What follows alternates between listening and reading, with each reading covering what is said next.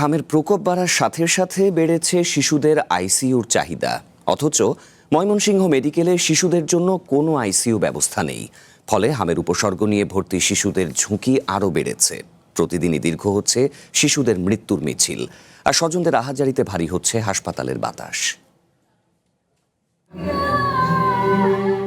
বুকফাটা আর্তনাদ আর চোখের জলে ভিজে যাচ্ছে হাসপাতালের সাদা চাদর। যে কোলের শিশুকে নিয়ে সুস্থ হয়ে বাড়ি ফেরার কথা ছিল, সেই আদরের সন্তানের এখন নিতর দেহ। মাত্র 11 মাস বয়সী এই শিশুটি হামের উপসর্গ নিয়ে লড়ছিল 7 দিন ধরে, কিন্তু শেষ রক্ষা হয়নি। আইসোলেশন ওয়ার্ডের ধূসর দেয়ালে এখন যেন শুধু স্বজনদের বিলাপের প্রতিধ্বনি।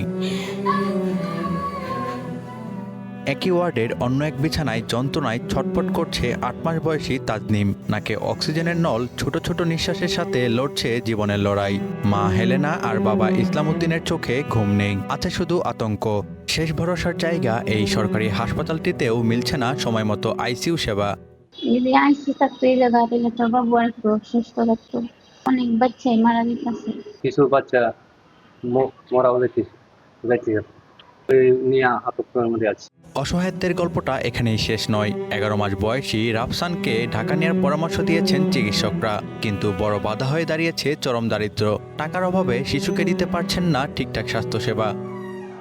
আমরা তো সমর্থ নাই টাকা যেতে, আমরা কিভাবে বাঁচতাম? আমরা গরিব মানুষ, টাকা করতাম বলতে নিরুপায়। আমরা কষ্টটা দূর করে গেলে আইসিইউ ভালো থাকতো, তাহলে আমি সন্তানটা ভালো হতো।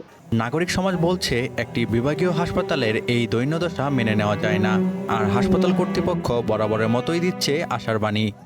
নিউনেটদের জন্য এনআইসিইউ আছে, আর অ্যাডাল্টদের জন্য আইসিইউ আছে, কিন্তু পেডিয়াট্রিক্সের যে আইসিইউটা সেটা আমাদের এখানে নির্মাণাধীন। এটা পিডব্লিউডি তৈরি করতেছেন, এখন আমাদের কাছে হ্যান্ডওভার করেন নাই। যদি একটি আইসিইউ থাকতো, যদি 2টি আইসিইউ থাকতো, কিংবা 8-10টি আইসিইউ থাকতো, হয়তো অনেক মূল্যবান জীবন বেঁচে যেত।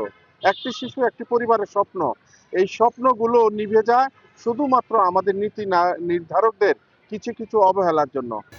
গত 17 মার্চ থেকে এই হাসপাতালে হামের উপসর্গ নিয়ে 22 শিশুর মৃত্যু হয়েছে। এই সময়ে ভর্তি হয়েছে 1016 শিশু।